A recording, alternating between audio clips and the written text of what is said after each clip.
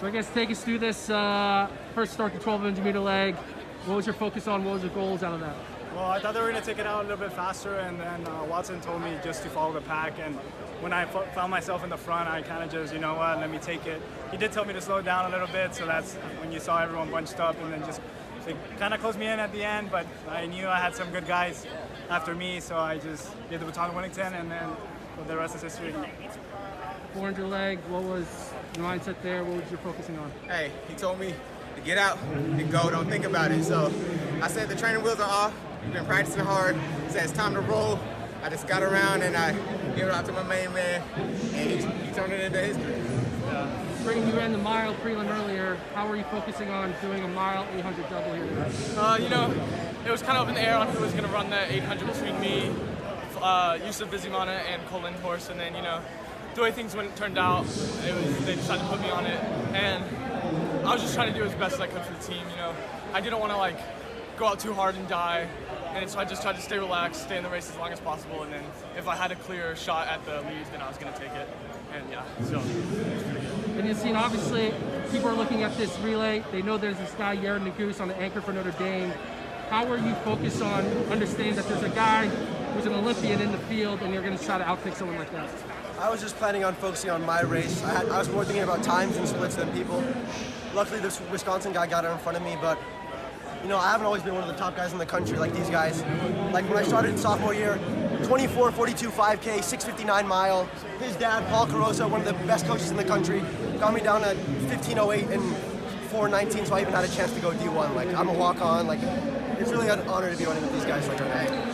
You were supposed to be in an individual race. You got bumped out the last weekend in the 3K and the 5K. So what's this past 2 weeks been like, being like, oh, I'm almost in individually, now you're anchoring a national championship DMR? Well, I mean, I just think of it as God's plan. Like maybe if I was in the 3K, I would have focused on that and not been able to go all out here. So I just thought like maybe there's a plan, and obviously there was, because you know I wasn't planning on winning this, but that's just how it worked out. What was your plan for making your move at the end? Were you thinking, like, what was your game plan? I was planning on going with 600 to go, no matter what, just 28, 28, 28. But Shoppy took it with 800 to go, kept it honest, so I just focused on when I was hoping someone would make a move, and I think the Wisconsin guy did. The Wisconsin guy made a move with 300 to go. I followed him and he started fading. I just passed. It wasn't really a move on my part, it was just reactions. Hey, he's the strongest one in the field. I want y'all to know that. It seemed like it was pretty physical, like you got caught up in bumping a couple times. Everyone was bumping. It's racing.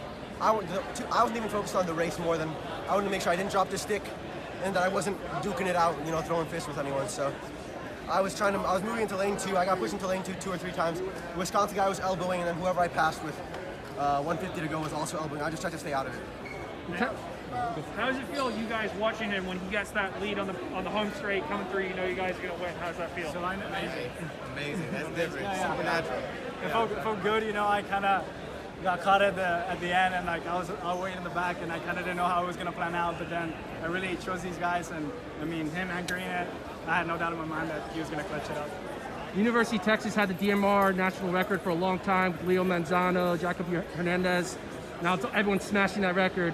How's it feel to kind of bring back the DMR title to the University of Texas from the long history? We're just getting started right now. Like here we were worried about competing. Next year we're going to try and be all-time greats, you know what I mean? So Exactly. it's an honor. We're on the come up, Texas for sure. And you said that his dad coached you in high school, is that right? Like, Yeah, how long have you guys known each other? Since sophomore year of high school, we've been sophomore pretty good year. friends. Roommates in college. Yeah. When I was going 6:59, he was 4:17. I've looked up this guy for years. So it's awesome to be the anchor, like, and not just hanging on. So did you guys decide to go to Texas together, or how did that come about? He was a blue chip recruit, so he got recruited by everyone, and we're friends, so I went. That's really how I ended up. He deserved to be on the team. This guy He deserves to be here. coming up. Big time. Do you think UT's going to win a team title now? I wouldn't want to say we are, but It's not a lot. anything can happen. We're not gonna. I don't want to talk about that yet. Not to jinx it, but I mean, Tomorrow's gotta go well too. we broke seed here. We broke seed here, so you know that. One thing doesn't mean anything. We gotta. All I gotta say is Texas is not entrusted to the timid or the weak. Exactly. Thanks a lot, guys. All right, congratulations.